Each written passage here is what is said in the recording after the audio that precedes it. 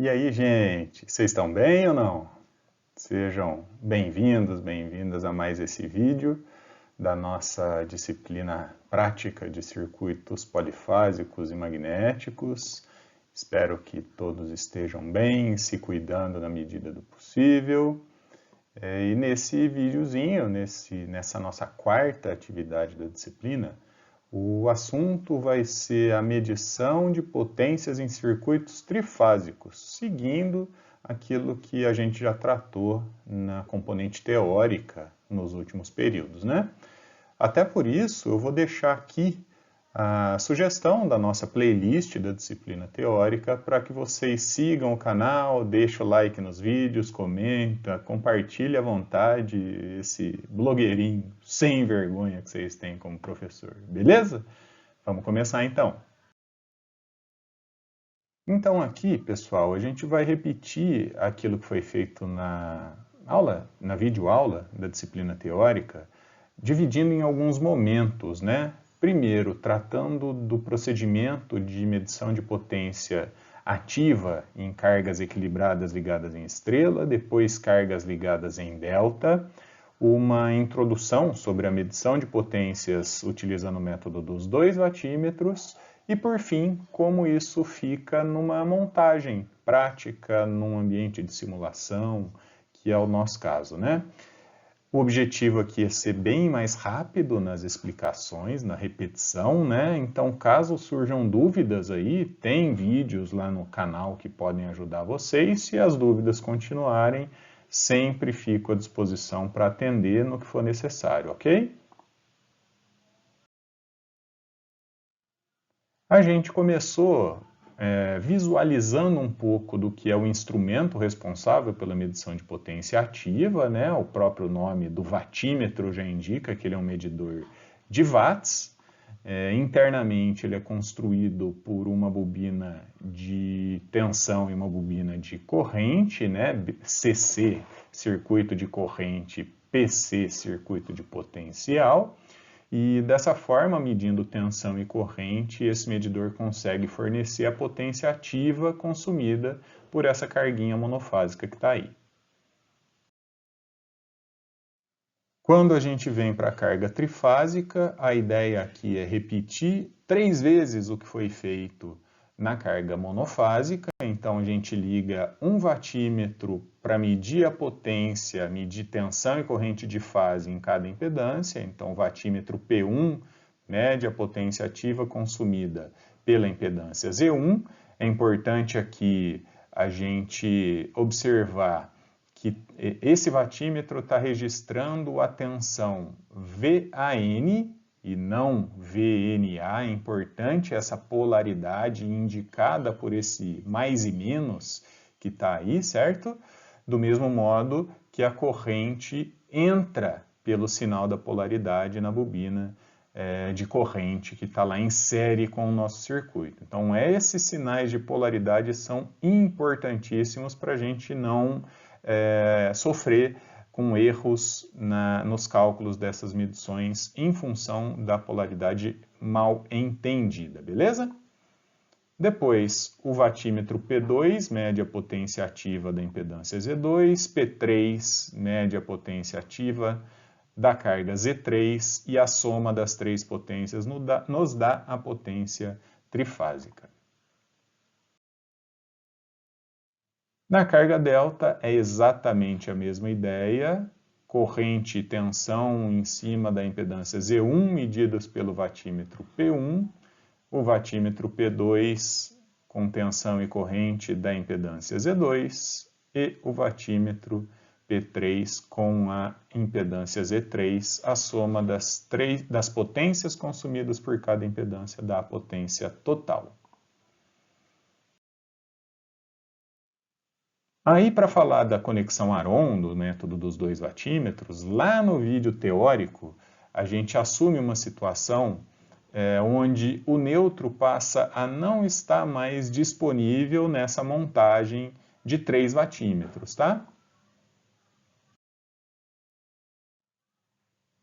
Lembrando que está aí, né, as equações no domínio do tempo, só para a gente fazer essa dedução do domínio do tempo, depois a gente volta para o domínio da frequência, para cada uma das leituras dos vatímetros, sendo que a soma dessas três integrais nos dá a potência trifásica total.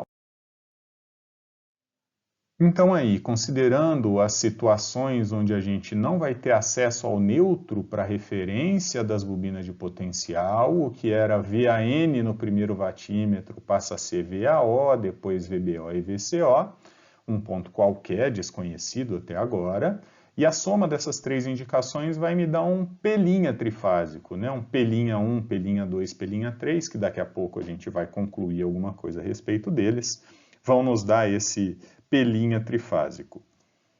Esse VAO, VBO e VCO nós já trabalhamos lá em cargas desequilibradas com uma equação igual a essa que está aqui nesse quadrinho, né?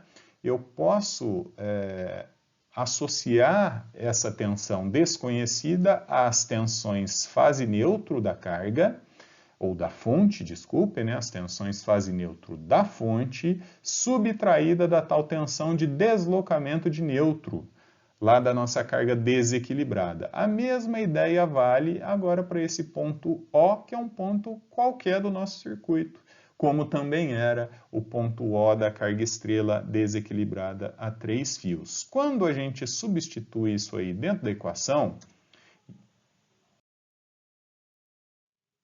fica esse monstrengo que está aí, que a gente consegue dando umas ajeitadas, certo? E com essa primeira ajeitada, a gente já percebe que tem um termo aqui em cima que é conhecido, exatamente igual àquela potência trifásica original da nossa carga, e observando isso, então a gente vê que essa potência trifásica original é subtraída de uma segunda parcela. E essa segunda parcela, então, aparece aqui, né? Dentro da integral, já tirei aquela potência original, que para a gente ter, então, uma potência medida com esses vatímetros ligados no ponto O, igual à potência real da nossa carga, a potência já calculada, já demonstrada da nossa carga, a gente precisa analisar essa parcela que está sobrando. Porque se essa parcela for nula, a gente tem a possibilidade de usar essa montagem com a referência em qualquer ponto. Quando o neutro não está disponível, essa referência em qualquer ponto vai nos dar a potência original, a potência total da nossa carga. Quando que isso vai ser zero? Numa multiplicação, quando o primeiro termo for zero, ou quando o segundo termo da multiplicação for zero. Falar que VON é igual a zero é uma condição exigida para isso, significa que o meu ponto O não tem diferença de potencial para o ponto neutro. Isso é contra o início de tudo aqui, né? Então, ponto O é diferente do neutro. O neutro não está acessível, por isso essa condição vai embora, está desconsiderada. Agora, quando que IA mais IB mais IC é igual a zero? Eu tenho uma possibilidade de quando a carga é equilibrada ou uma possibilidade de quando o sistema é trifilar. Quando que isso acontece? Bom, mais detalhes está lá na nossa dedução, tem exemplo na aula teórica, fiquem à vontade. Então, essas são duas situações onde a potência medida por esses 3 vatímetros, pela soma desses 3 vatímetros, vai me dar exatamente a potência total da carga quando uma dessas duas condições for satisfeita.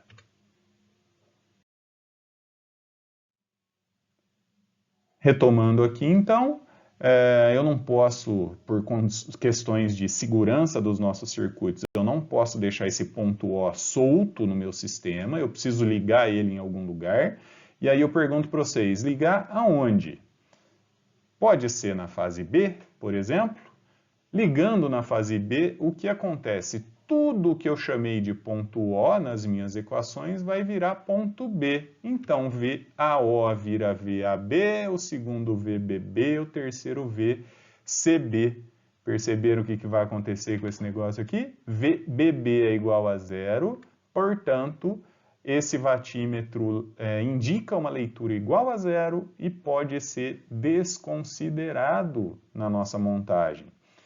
Olha que criatividade que o pessoal teve para conexão Aron, é também chamada de método dos 2 vatímetros. Olha só que espetáculo de nome, gente. O povo da engenharia devia fazer publicidade também, porque é muito criativo esse pessoal. A opção mais simples, então, ligando somente os 2 vatímetros, com VAB e A no primeiro, VCB e C no segundo vatímetro. Percebam que os ângulos, o vatímetro 1 enxerga o ângulo entre VAB e A, o segundo entre VCB e IC, que mostra ainda a necessidade da gente trabalhar com aqueles diagramas fasoriais até o fim da vida de engenheiro de vocês. Vocês vão precisar daquilo, não percam. Então, fase B como referência. Posso ter também a fase A como referência nessa montagem. Ou a fase C como referência nessa outra. Beleza? Análise fasorial, que eu acabei de comentar, ângulo entre VAC e IA, a gente vai pegar o VAC aqui embaixo e o IA ali em cima, estamos percebendo que o ângulo entre elas é 30 menos psi, né, chamando de psi o ângulo da carga, que é a defasagem entre VAN e IA, 30 menos psi, considerando uma carga equilibrada, bonitinha, né, o mesmo ângulo psi entre tensão de fase e corrente de fase em todas as situações, e a outra entre VBC, vamos passar para frente, entre VBC e IB, a gente tem 30 graus, não agora menos o ângulo psi, só que mais o ângulo psi que está entre VBN e IB. Aí eu fico então com o primeiro vatímetro indicando a tensão de linha, o módulo da tensão de linha na situação de equilíbrio, tudo igual para todo mundo. O módulo da corrente de linha equilibrada para todo mundo, o mesmo módulo. Cosseno de 30 menos psi ou menos φ, menos o ângulo da carga para leitura do vatímetro 1 e mais o ângulo φ para o vatímetro 2. Importante a gente observar aqui, né, que quando fazemos a abertura dessa relação trigonométrica, a gente tem cosseno do primeiro, cosseno do segundo, seno do primeiro, seno do segundo, eliminam as parcelas de seno, o cosseno 30 eu conheço, acaba sobrando como relação final, uma relação que já é conhecida por nós, já demonstrada por nós para cargas equilibradas, beleza? E de curiosidade, quando eu faço a subtração dos 2 vatímetros, em vez de somar aqui no meio, eu subtraio. E quem vai embora são as parcelas de cosseno. Eu vou no seno 30 e substituo o que eu conheço. Meio do seno φ mais meio do seno φ me dá 1 seno φ.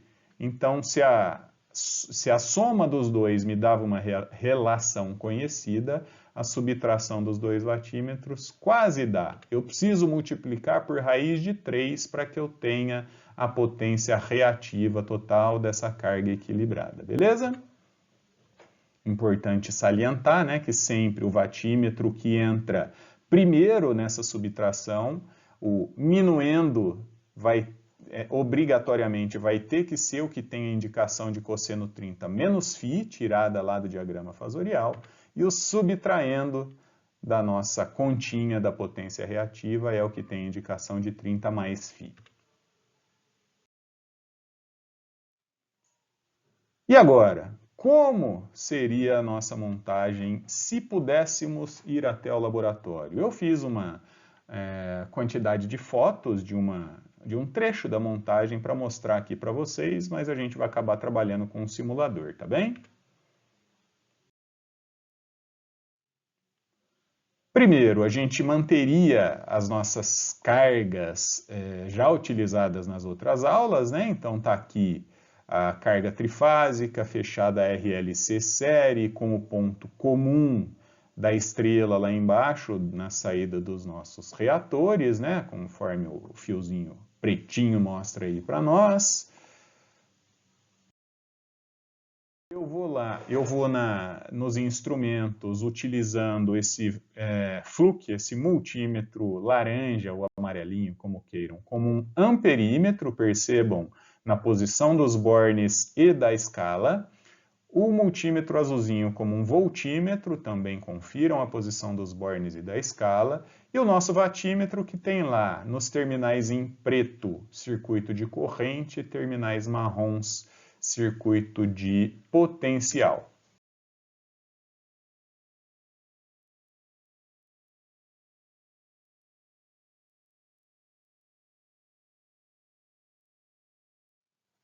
Partiu fazer conexões, então. A fase R da bancada vem para a entrada do amperímetro, a gente sai do amperímetro, passa pela bobina de corrente do watímetro e finalmente chega na carga, entrando lá pelo terminal superior do banco de resistências e seguindo o fechamento RLC série com ponto comum lá embaixo.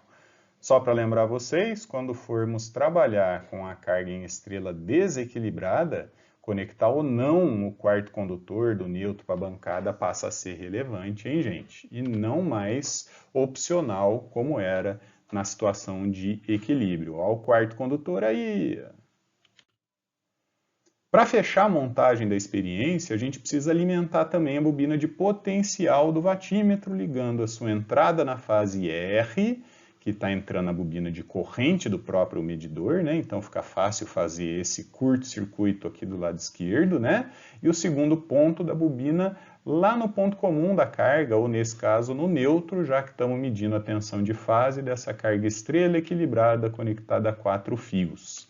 Essa mesma tensão deve ser medida pelo voltímetro e, portanto, o multímetro conectado à fase RE ao neutro. Vocês podem estar se perguntando, para que medir essas tensões e corrente de fase se o watímetro já faz a medição da potência ativa, que é o nosso objetivo, não é, Clé? Bom, gente, vamos lembrar que com tensão e corrente a gente pode calcular a potência aparente do nosso circuito de forma indireta, a gente não mede a aparente, a gente calcula indiretamente, e para cada fase vai ser possível então determinar o triângulo de potências, pois a potência ativa P sai da leitura do watímetro e S a partir desse cálculo, ok? Mas, como a gente não pode aparecer no laboratório, tem que ser tudo online, como ficaria isso no nosso Multisim online? Observem comigo, gente, a disponibilidade de medidores que nós temos na versão online. Não tem medidor de potência. Vamos ter que usar a versão instalada. Temos obrigatoriamente a necessidade de migrar para a versão instalada do Multisim. Quem não tiver, me manda uma mensagem, põe lá no fórum, pergunta quem pode ajudar com essa instalação, mas eu garanto que com os professores de eletrotécnica vocês já tiveram contato com esse Multisim, certo? Aqui, ó. Eu fiz um circuito rapidinho de exemplo só para mostrar esse watímetro que está lá na barra do lado direito, a terceira opção lá de cima para baixo.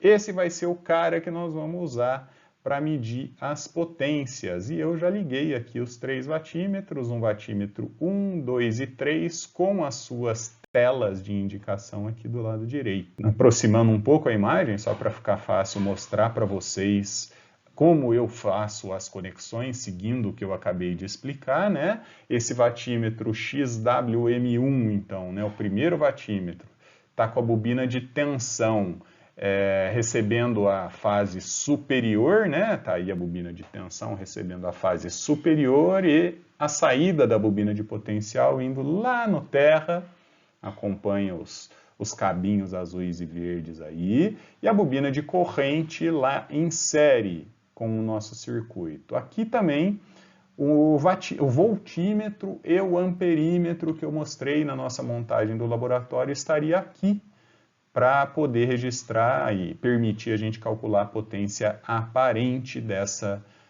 fase superior aí, ok? A mesma coisa a gente deveria fazer para os vatímetros XWM2, XWM3, voltímetros e amperímetros em cada uma das fases, tá? E bom, eu preciso aproveitar esse momento para relembrar com vocês da evolução que a gente faz, do passo a passo que a gente faz para fazer a reversão desse conjunto de 3 vatímetros para uma conexão Aron. Vocês estão lembrados? O que vocês fariam que causasse menos impacto aqui para produzir essa mudança, essa reversão, essa diferente forma de fazer as medições? E aí, vocês estão lembrados ou não? Bom, se você respondeu, arranca um vatímetro daí, Clezão, tá errado e perdeu o nosso grande prêmio que será dado no final da aula. Bom, conforme já foi mostrado, detalhado, e nós gastamos bastante tempo conversando sobre isso lá na parte teórica, né? Basta que a gente retire essa conexão comum dos 3 potenciais, das 3 bobinas de potencial, né? Anotada em verde aqui é do vatímetro 1, mas nós temos uma conexão aqui no 2 e aqui no 3, é só a gente tirar ela do terra, que é o mesmo potencial lá da carga, né, e a mesma referência do gerador e da carga, e levar para uma das fases qualquer, beleza? Se eu escolher a fase B, como eu mostrei no slide agora há pouco, esse vatímetro 2, se eu escolher a fase do meio, esse vatímetro do meio vai medir 0. Bom, agora aí com o print do exemplo completo e funcionando, né, a gente pode observar a indicação dos 3 vatímetros, né, que além da potência ativa, praticamente igual para os 3, a gente tem também o fator de potência de cada uma dessas fases que os vatímetros estão conectados. Também podemos ver a medição de tensão e corrente nessa fase superior, daquele voltímetro e amperímetro, e apenas com o objetivo de conferir os resultados, a gente pode calcular a potência aparente com a tensão e a corrente, com um pouco mais de 17.000 VA, e isso multiplicado pelo fator de potência tinha que dar potência ativa, beleza, aproximadamente o valor que a gente tem lá. Só não deu exatamente igual porque aqui na tensão e na corrente eu não tenho os valores exatos com casas decimais e etc. Beleza? Então é isso, gente. Agora a gente vai para o SIGA-A, onde os detalhes dessa proposta de tarefa vão ser colocados. Fico mais uma vez à disposição de todos vocês. Me procurem sempre que necessário, como muitos têm me procurado, e fico bem feliz com isso, tá? Não é sacanagem não, fico feliz mesmo de atender e responder as dúvidas de vocês. Vamos lá, a gente vai interagindo nessa nossa nova atividade aqui. Um abraço para todo mundo, fiquem bem, continuem se cuidando, até mais.